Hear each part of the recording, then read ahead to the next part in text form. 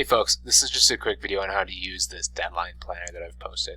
So the idea for this is to help you plan your move sort of backwards from when the unit is due. So this unit in particular is due on March 10th. But if you're watching this video in the future, this may be useful for future units as well. So make sure this unit due date matches the deadline that I gave you. And well, there's two sheets, right? So there's sheet 1, sheet 2. Sheet 2 looks like this, sheet 1 looks like this. You're going to start on sheet 1. The only thing you have to change is this menu here. So it says choose the last lesson you've completed. So notice as you pick a lesson, these numbers all update. Okay? So there's nothing else you need to change other than this lesson. And if you don't know what lesson you're on, you might go to the progress tracker, just like at the beginning of class, you'd find your name, right? Or you might check Google Classroom too. Okay, so I'm going to pick my lesson. Let's say I'm on 1.2.1. Okay. So what this tells me, first of all, it tells me that I have 14 lessons left to do. And then it gives me some options here. Okay. So the highest number is going to be if you worked only on class days, so Monday, Tuesday, Thursday, Friday. And notice this number is a little bit more than 2, right? So this says I have to do 2 lessons if I work only on those days, plus a little bit more, right?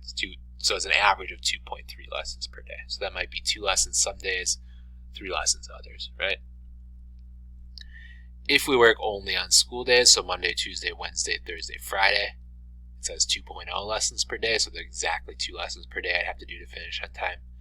And then if I work 7 days per week, so including Saturdays and Sundays, I'm down to 1.27 lessons per day. Okay. These numbers are going to get closer to each other as the deadline gets closer. But they're really meant to just help you plan your next move. So how to make sure that you meet this deadline. Right? Nothing else you need to change, right? Here are 2 cells to pay attention to. So it says halfway date and halfway lesson. This is March 5th, in this case, is halfway to the deadline. And halfway lesson means it's halfway through the remaining lessons that you have. So of the 14 that you have left in this case, this would be like lesson number 7. Okay, so that's sheet 1. Sheet 2 is a schedule. So notice this is like all the lessons in the whole unit, and then it highlights the lesson that you picked and that halfway lesson that we just talked about.